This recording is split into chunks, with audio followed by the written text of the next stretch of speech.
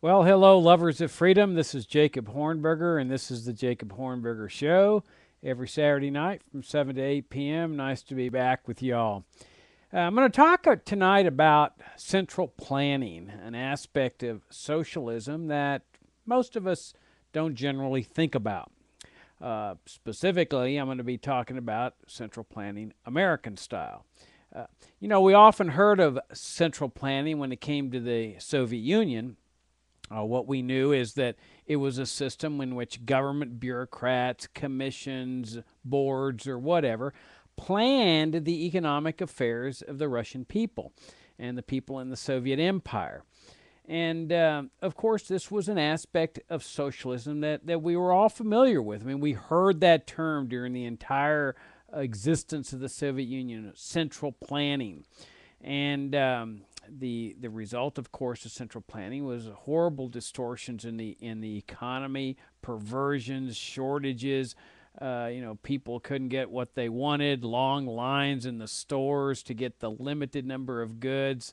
It was just absolute chaos. It was what Ludwig von Mises, the great Austrian economist, called planned chaos because it was centrally planned, supposedly structured, well ordered. And here was the government, planning the production of shoes and sweaters and food and so forth. And people felt comfortable because the government was in charge, it was taking care of them. And the result was chaos, planned chaos. Well, we also know about socialism in terms of government ownership of the means of production, where the government essentially owns everything, all the industries and businesses. I mean, we've got an example of that fairly close by, right here, 90 miles away from American shores in Cuba. In Cuba, for all practical purposes, the government owns everything. Okay, when Castro took over in the 1959 revolution, he brought with him this liberal antipathy and liberal I use in the distorted form of the term, the term that we use today. That the Castro brought with him that mindset of antipathy toward the rich. Take from the rich and give to the poor. Oh, the poor are poor because the rich are rich. I mean, we hear that from liberals all the time, right? Well, that was Castro's mindset. He was a socialist. So what he didn't just settle for taking money, a little bit of money from the rich and giving it to the poor, or upping, rates on income taxes, as the liberals here like to do. Castro just took their principles to their logical conclusion, and he says, "Hey, let's just take everything from the rich." So he nationalized everything. This was, the nationalized the tobacco industry and the rum industry, all the industries and the farms, and so everything was owned and controlled by the government, and everyone became an employee of the government. Can you imagine that? And of course, the result has been just abject poverty. People live on the verge of starvation, shortages, rationing. I mean, the whole system is just an absolute mess. It's planned chaos. Well, that's socialism in terms of the government owning everything. But then you also have socialistic programs. That is, programs where the government takes money from some people in the private sector, because the government hasn't nationalized everything, and then giving it to whoever they choose. It can be poor people, it can be rich people. The corporate bailouts. Don't forget that those were rich people that they got this redistribution of wealth. You got dictators. I mean, half the dictators in the Middle East are recipients of U.S. government welfare, pursuant to partnerships that were in which our government agrees to support these dictatorships and has for many years. So there's another aspect. Social Security is an example. Medicare, Medicaid.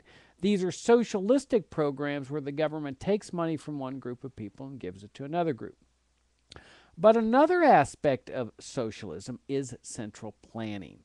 Now, what does this mean? Okay, well, what it entails is the government having a board or a commission or a committee or a legislative body, it doesn't matter, just some government institution that is planning in a top down command and control fashion the peaceful activities of multitudes of people. The more people, the more complicated things get. And so these boards pretend to have the requisite knowledge or expertise to plan these kind of decisions. Now, let me draw a dichotomy here as to what would happen in the absence of these boards. Let me give you a couple of examples so you can have a framework from which to understand clearly why central planning is such a perverse system. When you have people in the private sector without government planning, engaged in peaceful activities, mostly economic activity, but doesn't have to be. It can be religious activity. And so what happens when you have people doing this is that they're planning their own lives. Each person, each family is planning his own life and making his own decisions. And in doing that, he's having to arrive at subjective valuations with respect to the choices that face him in life. Should he do this or should he do that? Should he spend his weekend hiking? Should he spend his weekend working? Should he spend 6 hours a day studying? Should he spend 5 hours a day just pleasure reading of books? All of these are factors that go into a person's decision making when he's planning his own life, but it's all subjective. Just value is subjective. Now, in the economic marketplace, he has to decide, what he's going to do with his money. And how does he make those determinations? Well, through the price system. This is the natural system that comes into existence as a result of people trading in accordance with their own valuations. So if a price of something is rising, a person might say, well, I'm going to buy less of that. I'm going to economize. They say the price of milk is going up. I'm going to drink a little bit less milk. And what's guiding him is this system known as price. Now, he may not know why the price is rising. He may not even care. All he knows is that he's having to make calculations. But he himself is the best position to make those calculations because it's his own valuations that are being taken into account by himself. And this applies to every single person. So let's say you've got a society of 1 million people. Well, these are 1 million people that are making constantly making decisions throughout the course of the day. Every minute, every hour, all day long. They're making choices, they're making decisions based on their subjective valuations. Now, obviously, this is a very complex system, and yet people are coordinating their activities together through exchange, buying things, trading things, selling things. They're coordinating with nobody overseeing them to control what they're doing. It's what Friedrich Hayek, the Austrian economist, called the results of human action, but not of human design. And it's a very intricate. It's just a phenomenal system because things come into existence that people could never even have anticipated. Simply because this process of the market is a discovery process. It discovers the best things through the process of competition, the best products, the best services, and it brings into existence things that nobody could have even imagined, because when it's restricted or it's denied, prohibited, the person doesn't start thinking in terms of, hey, what could I do to make a better mousetrap and so forth, if mousetraps are illegal to produce. Let me give you a real-life example of this. Take the food industry. Now, yeah, we know the food industry is highly regulated, and it's subsidized to a large extent, with the farm subsidies and so forth. But notwithstanding that, you've got in the food industry a private ownership of property system. You've got a price system. So you've got, what happens is a multiplicity of, let's say, grocery stores and convenience stores and all kinds of stores pop up to serve consumers. Now, here in Virginia, we've got, Safeway and giant food stores and Wegmans. We've got Trader Joe's. We got Bloom. We got all kinds of ethnic little grocery stores and convenience stores. And it's a phenomenal system. And you can go out and you find fresh vegetables every day, fresh fruits, or you got canned foods. In other words, somebody is bringing these things into the grocery store every night or every day. We hardly ever see them unless you park in the back or something. You see those big 18-wheelers. But they're all doing this, bringing, the right quantities of food so that, we go to the grocery store tomorrow morning, it's going to be filled with things. And we just take this for granted. But it's actually it's a phenomenally miraculous system. And you got all these people that are serving us as consumers, bringing all these foodstuffs into grocery stores and convenience stores and ethnic stores so they'll be available to us.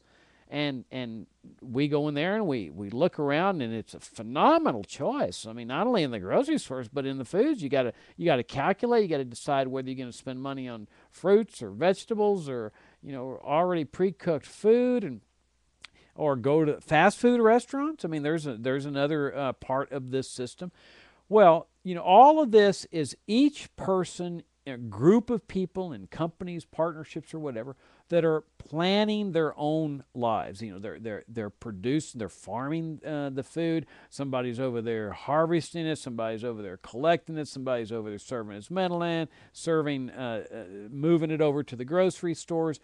All this intricate system where people are planning their own individual affairs, and somehow or another, through the miracle of the marketplace, people's plans are coordinated so that, hey, I can go in there and just buy practically whatever I want to eat.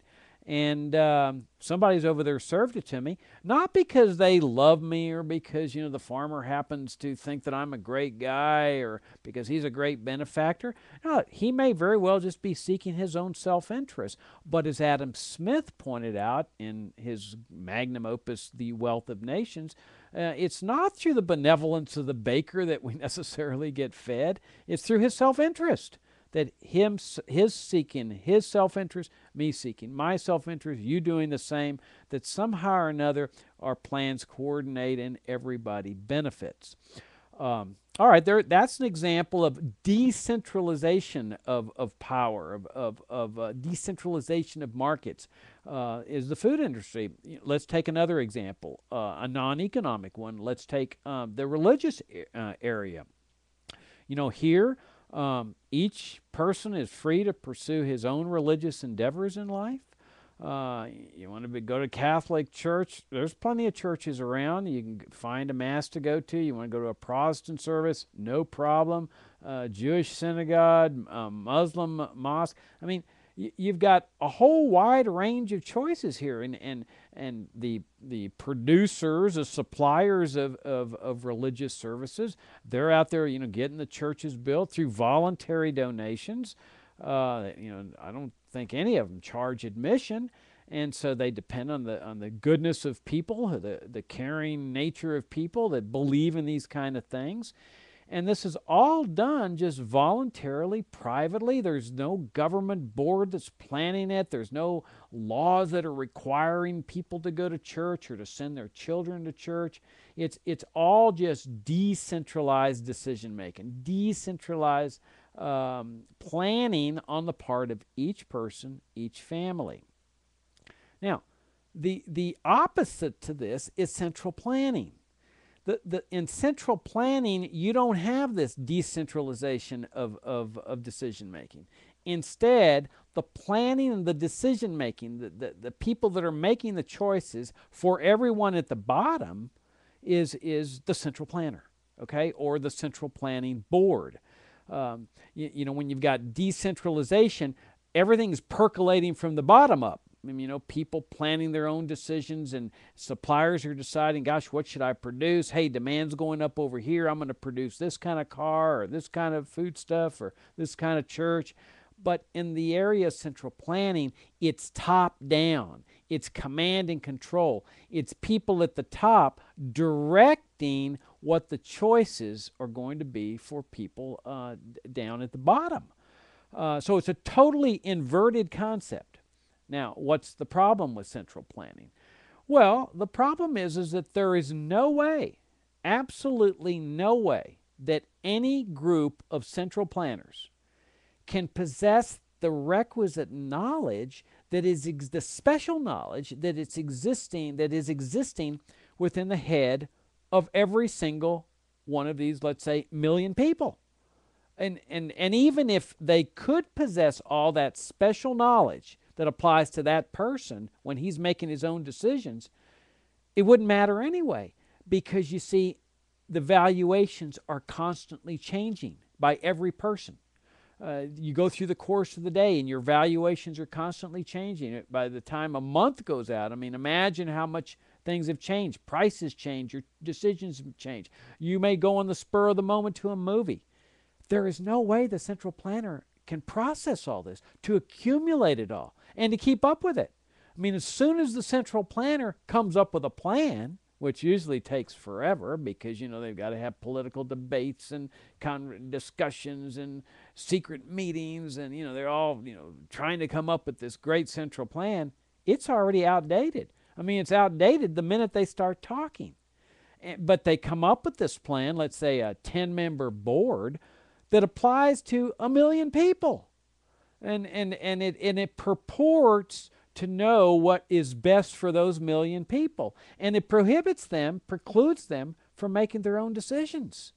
The board imposes its plan on those 1 million people. It says, we're not interested in you making your own choices.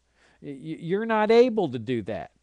We will make these decisions for you in a top-down command and control manner. And behind, of course, this plan is the force of government, the gun, the penitentiary, the U.S. Marshal, the troops, the FBI, maybe even the CIA, to enforce this central plan, so that if somebody gets recalcitrant, says we're not going to go with this central plan, it's ridiculous, it's a socialism, it's perverse, it's producing all kinds of distortions, we're just not going to go with this, they've got the gendarmes to make sure that people go along with it. You don't go along with it, you end up being arrested.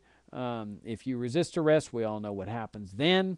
And they take you into custody, and they cart you away to the penitentiary until you get your mind right and you'll go along with the plan.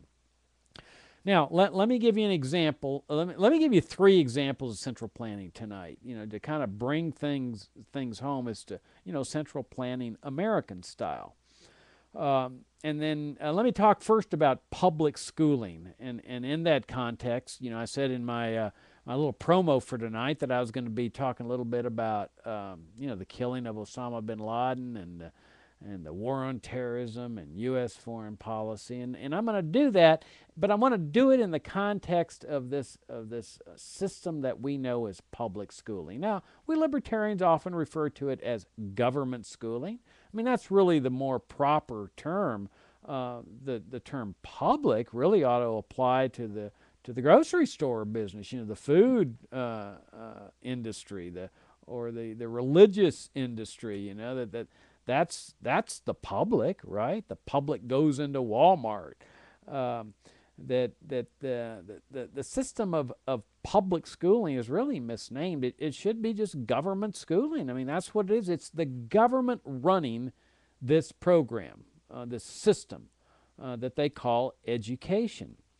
And now, what is the concept that's involved here? Well, it's central planning. So whenever you wonder why, public school is such a horrible mess, or anybody ever says anything, you can say, hey, why would that surprise you? This is central planning.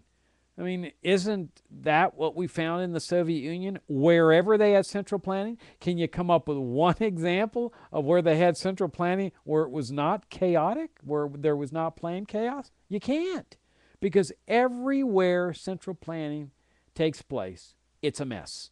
It's planned chaos.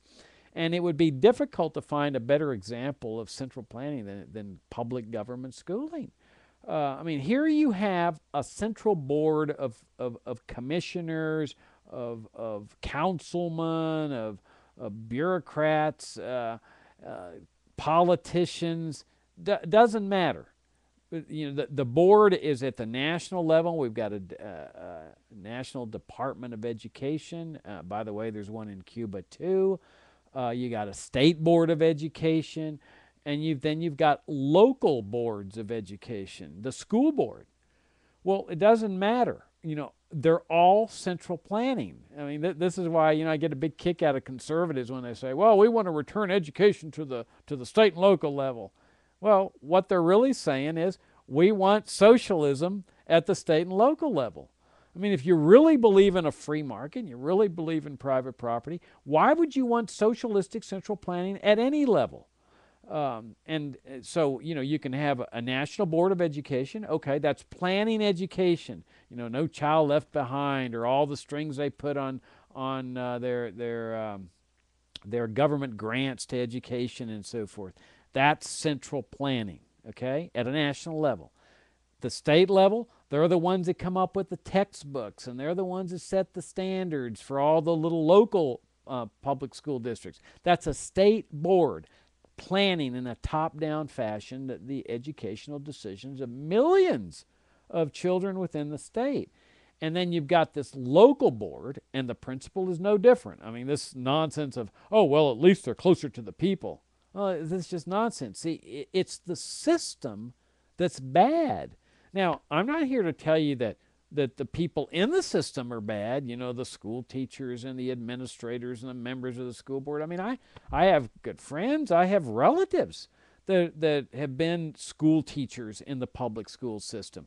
I myself, when I first got out of law school, in my law firm, we represented the local school board, or one of the local school boards. We were friends with the members of the school board, and we represented them for many years. And I got an inside view of this system. And the problem is not the people. People are good people, they're just ordinary people. The problem is with the system. I mean, in the Soviet Union, the people running those central boards there were, I presume, good people, just ordinary people. But when you have a bad system and good people, the bad system's going to win out.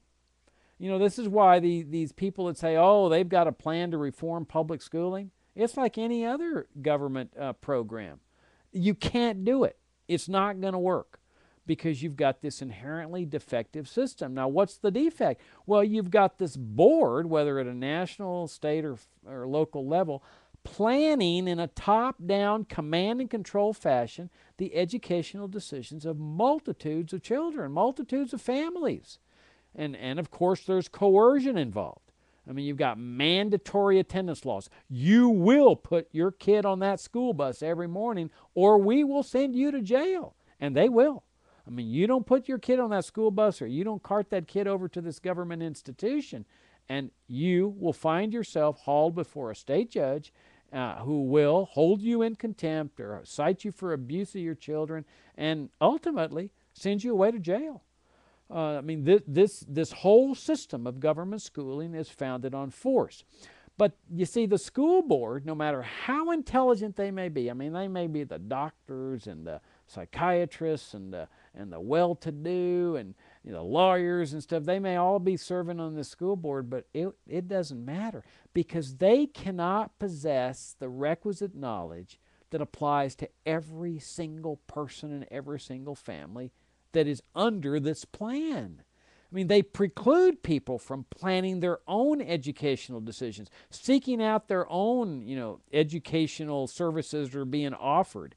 Sort of like people go and look for churches and they look for grocery stores.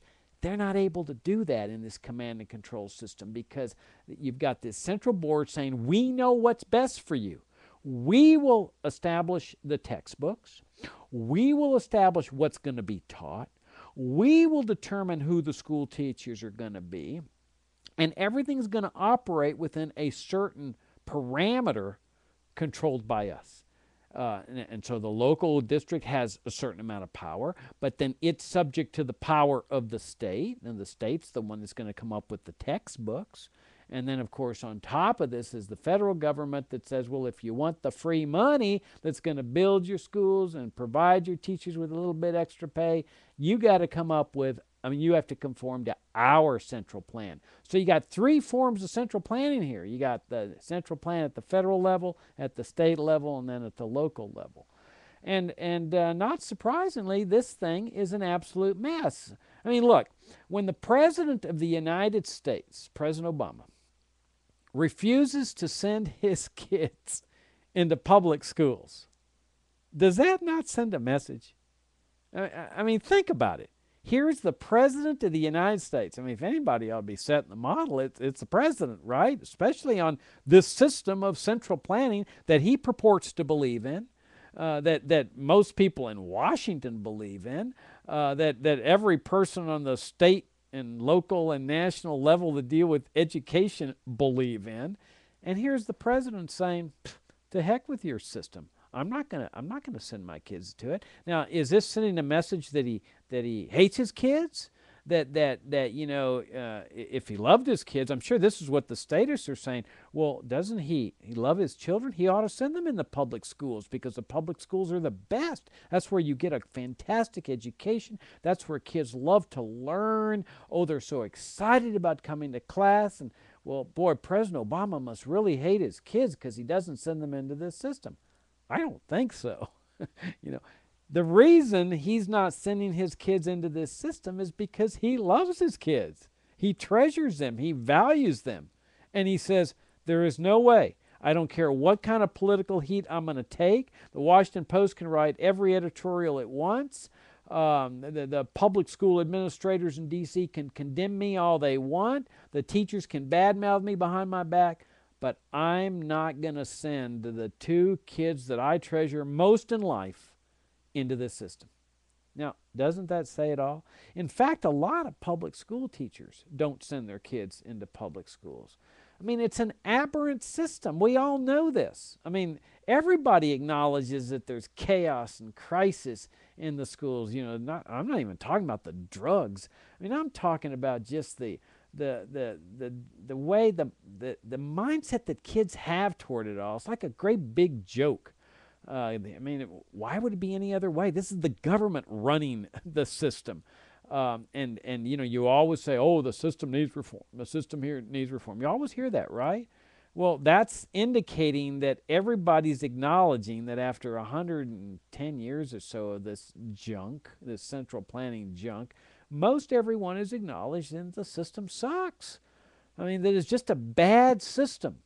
And we can see that amongst the kids. You know, a kid, when he reaches, you know, when he goes from 0 to 6, and I don't have kids, but I see kids, you know, like the kids from 0 to 6, like in church and stuff, and I'll look at them and they've got this wide eyes, you know, they're looking around, they're absorbing everything. You can just tell that there's this awe of the universe in a little kid. I mean, it's really remarkable to see. They're taking everything in. It's just like absorbing stuff. I mean, they're learning things. Nobody's having to force them. Nobody's having to say, you need to learn this and you need to learn that. In fact, most kids learn English. Some of them learn 2 languages before they're even 6. You know, and nobody's there saying, you have to do this, and the bell's ringing and stuff like that. They're doing it because that's the natural way that they are. This is the way human beings really are, the way kids are from 0 to 6. Thirsting for knowledge, wanting more, asking the, you know, questions, why? I mean, how many times do we hear a kid bedeviling his parents, you know, with why? And then you answer the question, why? Because he wants to know. There's this insatiable thirst for knowledge. There's this love of learning. Then they get taken to the bus by virtue of the compulsory attendance laws. Everybody's got to do it or you get sent to jail. And, you know, 12 years into this central plan, this system of coercion, by the time they're 18, most of them hate learning. They hate school. All they want is out. They're disgusted. You know, the system just is the great destroyer. It is the great destroyer of love of learning, of an awe of the universe. And those kids that resist it, that resist this aberrant system, they're put on drugs. You know, it's really funny. You have all the drugs in schools, and of course, you know, the question is, you know, and the government says, just say no, and they have all these just say no campaigns, which are just ludicrous, because nobody's asking the real fundamental question, why are there so many people on drugs? Why are they tripping out? And it never occurs to them that it's this aberrant system itself this coercive mechanism of the state that extracts kids artificially from their families to subject them to this government central plan that creates the dysfunctionalities, that distorts people's minds, and including the fact of making them believe that this is freedom, that this is free enterprise, that's maybe the reason why there's so many of them medicating through drugs. But those that resist the system, they walk around, they're bored. This is a government institution after all. Now, why wouldn't anybody be bored with it and distracted with it and say, I want out of here? And they put them on Ritalin, Adderall. They diagnose that something's wrong with them, and never that the system is bad, that central planning is bad. It's always something's wrong with the kid.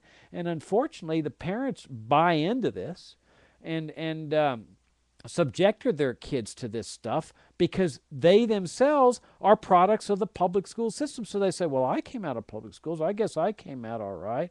Well, we won't go down that road, but let's face it, there's a lot of American adults on drugs too. I mean, enough that there's a drug war going on, has been going on for 40 years, and what's that all about? How come there's so many people wanting to consume drugs? Well, I mentioned that part of the problem is this indoctrination, and that's really the main thing about public schooling is the indoctrination. That's the purpose of it. That's why governments everywhere demand to bring these kids in and keep them under their control for 12 years. Now, I'm not suggesting that private schools are that much better, because private schools are licensed.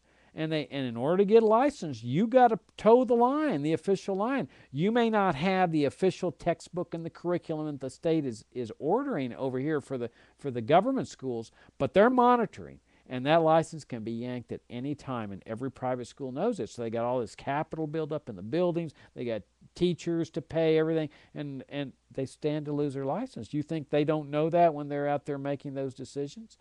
So, the real solution to this is just a free market.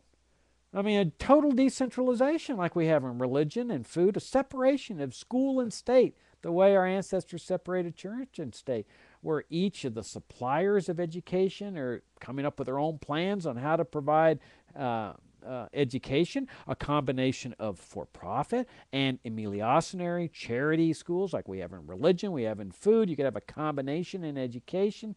And of course, it's a discovery process. We don't know what educational vehicles would come into existence. That's what the discovery process does. But what we do know is the free market produces the best of everything, right?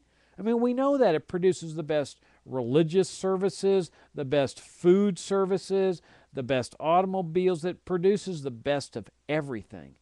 And yet here we give kids the worst of everything. We send kids into this aberrant, dysfunctional, socialistic, coercive system based on force and threats, and it's just chaotic. It's planned chaos, and it's impossible to measure the damage that we have done to so many minds simply through this process of coercion. And it's about indoctrination. I mean, they have public schooling, this may surprise you, in Cuba. But you know what the difference is in Cuba and here? Everybody in Cuba understands that public schooling is socialism, all right, because it's central planning. Here in America, everybody, or not everybody, the libertarians are the big exception, but most everybody believes that public schooling is free enterprise. And why do they believe that? Because that's what they're taught in public schools. That's the mindset that's molded in them, that America's free enterprise, and we have a free enterprise system. And Franklin Roosevelt saved free enterprise with his system of the New Deal. And so you got all this nonsense that's just, day after day flooding into the minds of these children. It produces, after 12 years, day after day, that's a long time, it produces a mindset that says, oh, free enterprise, that includes public schooling. Public schooling is one of the core elements of America's free enterprise system. And most people believe it, you see? And so you've got this warped mindset that believes that socialism, or an aspect of socialism, central planning, is free enterprise. Now, how can that not screw up a person? I mean, when he believes something that's not real, that's not true. This gets back to what I mentioned, I think it was last week, where the great German thinker Johann von Goethe said, "None are more hopelessly enslaved than those who falsely believe they are free." And this is one of the big problems with Americans, is that they look at things like this at public schooling and they say, oh, this is free enterprise, and all the rest of the stuff that Franklin Roosevelt's New Deal saved free enterprise, even though really what it did was revolutionized American life to a welfare state, a socialistic welfare state, incorporated features of fascism. This is the power of public schooling. This is the power of the central plan, to mold the mind of the good little citizen, to be deferential to authority, to trust the government, to believe that the government's there taking care of you. Now, we saw this, a great example after 9/11. I just read an article the other day about the kids, 10 years later, that were in their public schools when 9/11 hit. And they say, we just got a renewed faith in patriotism. And I looked at that and I said, uh-oh. Well, they started doing the Pledge of Allegiance every day. Now, never mind that the Pledge of Allegiance was written by a socialist. And never mind that our American ancestors for more than 100 and something years never even dreamed of a Pledge of Allegiance. That was anathema to them.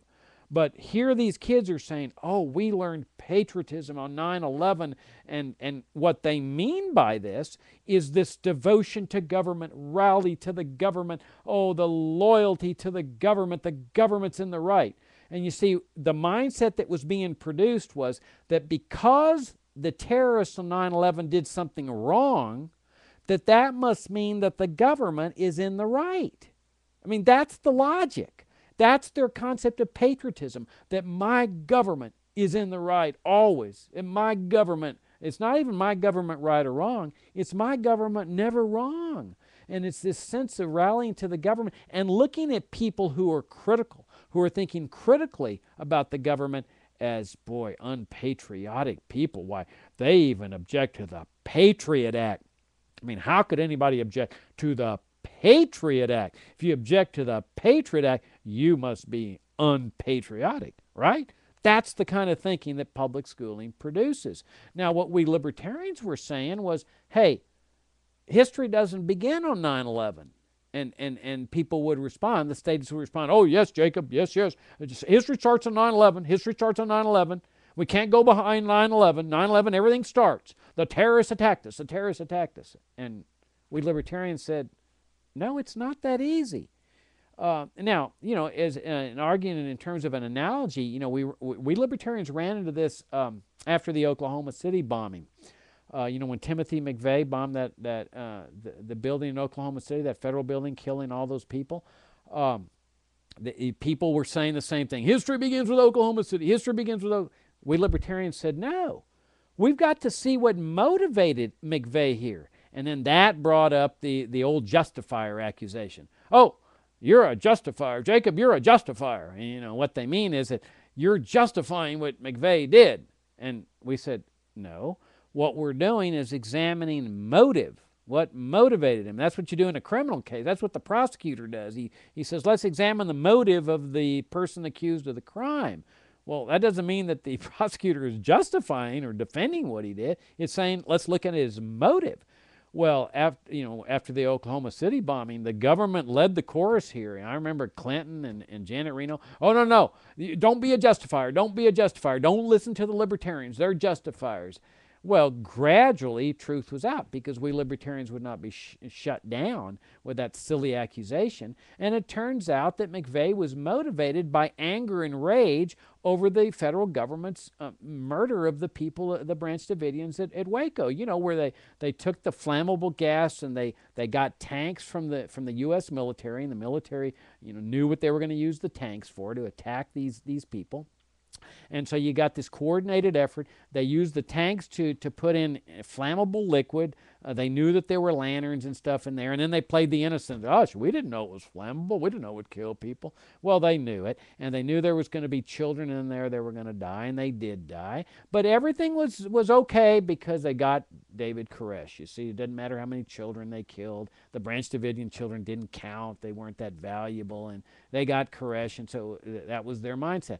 But there was a lot of anger over this murder. I mean, there was also the anger over the murder at Ruby Ridge, where they shot that little boy in the back, and they shot his mother right in the head as she held her baby. She wasn't even armed. She held her baby in her arms, and they shot her right in the head, killed her.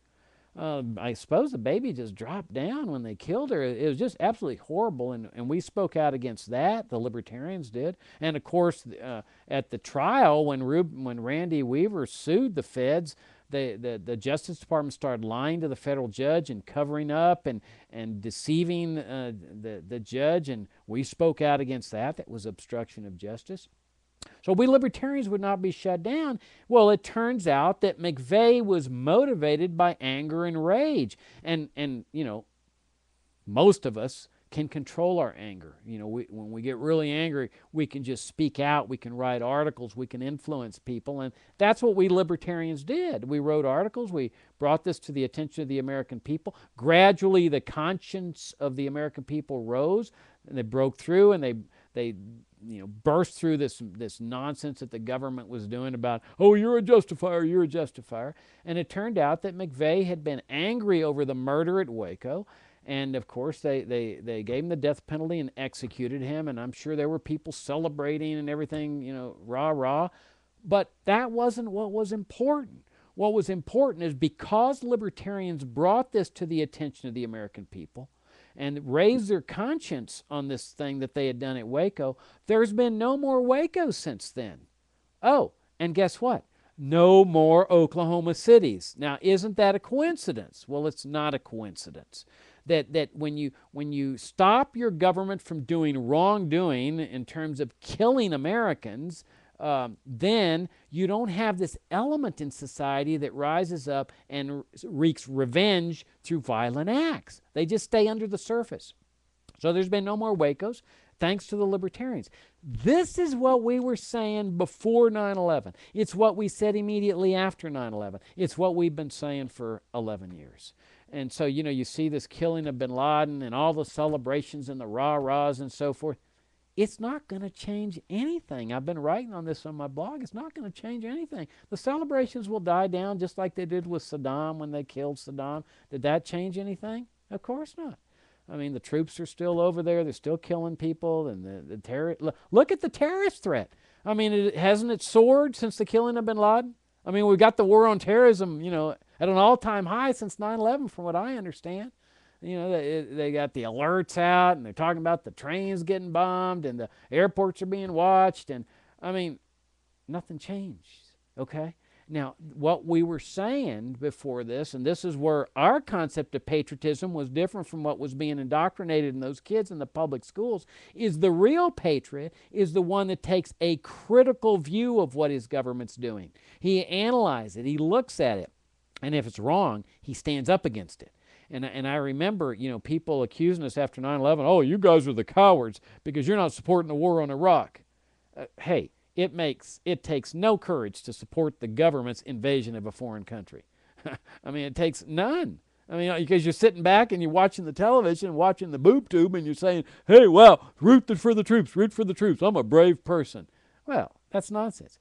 It takes courage to stand up against one's government during that period of time, especially when the government's doing wrong. And this is what the point about 9/11 was, is that we needed to look at motivation. We still need to look at motivation. That what was motivating these people, the anger and rage in the Middle East, not just among terrorists, but among the widespread body of people, was what that U.S. government, the empire, was doing in the Middle East that was giving rise to this rage. You know, 1989, they lost their official enemy, the Soviet Union. That had been used to raise, you know, the defense budget. You know, I use defense in quotation marks because it's not defense. It's empire stuff. But, you know, they felt like they had a sure deal for the next, you know, umpteen years, that soaring military budgets. It was a done deal, no brainer, And then all of a sudden, unexpectedly, they lose their official enemy. They panic. Oh, well, we can do the drug war, and you got the military, chomping at the bits to get involved in the drug war here in this country. But of course, they're prohibited from doing that by the Posse Comitatus Act that says we don't want the military doing law enforcement. But of course, the military's in Latin America doing law enforcement. Our military. Isn't that ironic? We say it's a bad thing to have the military doing law enforcement here, like in the drug war, and we prohibit them from doing that by the law, but we let them go down to Latin America and do the exact same thing that they're prohibited from doing here. Isn't that ironic? But in any event, you've got this search for a mission, and then you've got all the starts, the meddling in the Middle East, the poking of the hornet's nest. You got the Persian Gulf War, where they turned on their old partner and friend Saddam Hussein, one of the dictators that they used to support, just like they support the dictators right now in the Middle East. They killed, I don't know how many Iraqis in that war, 200,000. I mean, it was just shooting fish in an aquarium or something. And then they intentionally destroyed the water and sewage facilities after determining that it would help spread infectious illnesses among the Iraqi people. You had the brutal sanctions. I mean, this is one thing where Americans have just turned away. I mean, the sanctions were killing Iraqi children in the tens of thousands every year. I mean, the numbers are difficult to imagine, but certainly they're in the hundreds of thousands. Some people say they go as high as 1 million. When Madeleine Albright was asked, now she was the official spokesman for the U.S. government in 1996. She was a U.S. ambassador to the UN. She said, she was asked by 60 Minutes, what about the deaths of these 500,000 Iraqi children? And she said, yeah, it's worth it. It's a difficult problem, but it's worth it. And of course, what worth it she meant was trying to get Saddam out of power, regime change, and getting a U.S.-supported dictator in there. And so you had a lot of anger. This is what Americans can't understand. We can understand the anger that arises from 3,000 Americans or almost 3,000 Americans. But what Americans cannot do yet is put themselves in the position of foreigners that are the victims of killing too. We got angry and rageful, wreaking vengeance. I mean, there's people 11 years later that still want vengeance, even to the point of invading a country that had nothing to do with 9/11. No matter how hard Dick Cheney tried to tie Iraq into 9/11, he couldn't do it. And so you kill a bunch of people over there that had nothing to do with 9/11. Well, we can understand that kind of anger and rage, but we cannot relate. We cannot understand why foreigners have this when hundreds of thousands of children are being killed every year. But that anger was there. That rage was there. You had the support of these dictators. We can't imagine what it's like to live under these dictatorships. People are now dying in resistance to these dictatorships. Our government was supporting these dictatorships. That's partly why they've been able to remain in power for so long. And then you got this unconditional support for the Israeli regime. Wherever you come out on that dispute, what business does that have of the U.S. government and U.S. taxpayers? Why shouldn't people be free to just donate their own money and leave the government out of it? But this rage was boiling. And so you had the 93 attack on the World Trade Center. You had the attack on USS Cole, the attack on the embassies in Kenya and Tanzania. And we at the Future of Freedom Foundation were saying, unless you change course, you're going to have terrorist attacks here on American soil. We weren't the only ones. Chalmers Johnson, get his books, but his first book, Blowback, before 9/11, said the same thing. But what did they do after 9/11? Did they learn anything? No. They did more of the same to produce anger and rage. People say, oh, Osama bin Laden, trapped them into invading these countries, lured them into the trap. Nonsense. They were looking for excuses to do this. This 9/11 provided them the opportunity to go and do in Iraq what the sanctions had not done. Just kill a bunch more of Iraqi, hundreds of thousands, destroy their country. Doesn't matter. And immediately the Iraqi people became enemies. Oh yeah, they're bad people. They're bad people. Abu Ghraib, torture them, take off their clothes, do all kinds of things, rape them, whatever. And then the excuse to go into Afghanistan with a military operation that's killed hundreds of thousands of people, 99% had nothing to do with 9/11, and then effectively a police operation takes down a police intelligence operation takes down bin Laden. This is what we need to examine. This is what we need to examine, because until we get to motive, until we do a careful analysis of this, we're just going to have this perpetual war, this perpetual aberrant system. And of course, the indoctrination is going to the kids' heads of, oh, this is freedom. The troops are defending our freedoms. Oh, terrorism is like the flu. It just happens to attack our country. Oh, it's just the Muslims. They're just trying to reestablish their kingdom and whatever. It's because people cannot take a critical look at the U.S. government, their own government, because of this mindset that's molded into this central plan of, oh, your government is right all the time, and if you criticize your government in a crisis, you're unpatriotic. Oh, you must hate your country, because you see, they conflate the government and the country, even though in the Constitution it's clear that they're two separate entities here, and where the Constitution protects the country from the government. So there you've got your central planning and education. Let me give you another couple of examples here. You've got the Federal Reserve System, the monetary system. This is central planning par excellence. You've got, again, a central board, the Federal Reserve Board, that's planning the monetary decisions of hundreds of millions of people. Not only in this country, but all over the world, because people use the dollar all over the world. They purport to possess the requisite knowledge. Now, this is what Hayek called the fatal conceit, that these people actually are conceited enough to think we possess the requisite knowledge to plan the right supply of money in accordance with what the demand for money is among, 350 million plus people, plus all the people around the world? How do they do that? Each person is planning his own decisions, his own subjective valuations. And with respect to money, that's what they're doing in terms of the marketplace. The money is the common denominator. That's how they calculate. How people calculate. These people in the Federal Reserve say, oh, we possess the requisite knowledge to plan the monetary affairs of hundreds of millions of people. So is it a surprise that things are such a disaster? You can go back to the Great Depression. Remember what we were taught in our public schools? Here we go back to public schooling central plan. Oh, that the Great Depression was the failure of America's free enterprise system. Not so, unless you believe that the Federal Reserve is part of America's free enterprise system. Well, let me give you another hint here. The Federal Reserve central banking is also part of Cuba's system, which is free enterprise. Okay?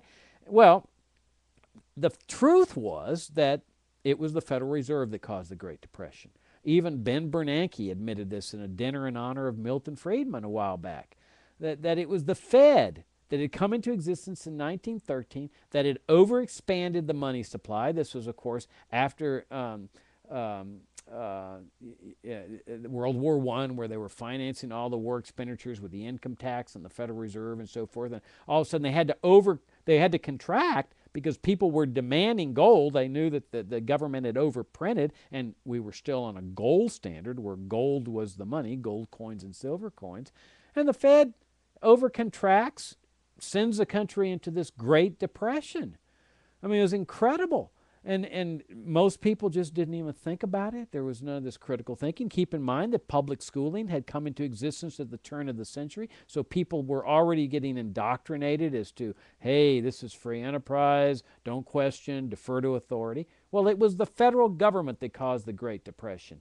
And then Roosevelt, adopts all these fascist socialistic methods, Social Security, the NIRA, National Industrial Recovery Act, all the alphabet stuff that he established, which were the precursors to Medicare and Medicaid and all this other socialist junk. And that's what we've been living under. And ever since, you've got a debased dollar. The dollar today is worth about a nickel of what it was in 1913. Why? Because the Fed's just been printing the money to finance the government's ever-consuming expenditures for both the welfare state and the warfare state. This is central planning. This is what central planning does.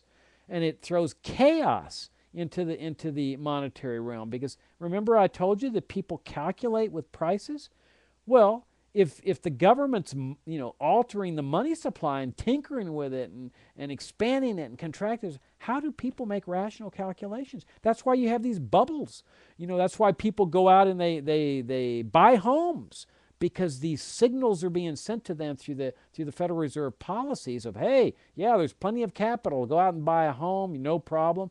And well, there wasn't plenty of capital, it was a distorted signal. This is what central planning does. It creates planned chaos in the educational realm, planned chaos in the monetary realm. Let me just touch on the third realm, and that's the immigration realm. I mean, here's another classic example of socialistic central planning. Now, don't we always have an immigration crisis? I mean, don't we just live under perpetual crises? We got the crises on terrorism, the crises on Social Security, on the dollar, on inflation, terrorism. There's a common denominator here. Education, common denominator. Central planning.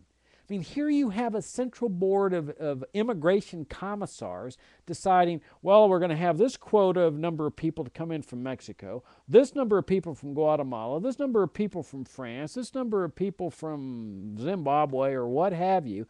And they're calculating within their own minds the pretense of knowledge, the fatal conceit, that they possess the requisite knowledge of how many people, what their qualifications are going to be, what their education level is going to be. And of course, they're not going to pick you might be called the dregs of society, the poorest people, the ones in the Statue of Liberty little poem, those wretched refuge of your teeming shores, yearning to breathe free. They're not going to pick those people. They're going to pick the well-to-do, the well-educated, the ones that have money and education and went to the Harvard and the good colleges and so forth. Well, look what happens to their plan. You've got all these distortions and perversions. The reason that people are crossing the river from Mexico is because the plan came up with too few people, and too few people that are extremely poor. But that's what's being demanded out there in the marketplace by the employers. They're saying, we need these people here to do this kind of work and this kind of work. These people are saying, we'll do the work, but it's not in accordance with the central plan. And you often hear people saying, well, they ought to just wait in line. They ought to wait in line. What? There's crops to be picked. What, are they going to wait in line for 7 years? That's how long it takes to get their thing approved, because that's what central planning does. It produces shortages of labor, shortages of sweaters, shortages. It produces chaos. So you've got this mass chaos in the immigration market. And that's, again, a result of central planning, a central board of commissars planning in a top-down command and control fashion the immigration decisions, the labor decisions, the travel decisions of millions and millions of people. What is the solution to all this? Well, the solution is obvious. It's libertarianism, which means free markets. Get rid of socialistic central planning. Separate school and state in the educational arena. Leave people free to plan their own affairs. Leave people free to demand educational services. Let the suppliers come in. People will be supplying educational services the likes of which no one can even imagine. It would be so great. And in the monetary realm, get rid of the Federal Reserve. Abolish it. It's a relic of the socialistic central planning of the past. Ditch it. Throw it into the dustbin of history. A free market in money, what Hayek called the denationalization of money, where the government doesn't need to set an exchange rate between gold and silver coins like it did. Just let the marketplace, let people be free, repeal all the legal tender laws, leave people free to use whatever money they want. Now, they'll probably turn to gold and silver coins, but not necessarily. You don't know what the market's going to discover. Maybe something even better. And the immigration field, get rid of the immigration central planning. Ditch it. Open the borders to the free movements of goods and services and people. Then you get rid of all this shortages and perversions and killings and death on the border and things that are just immoral.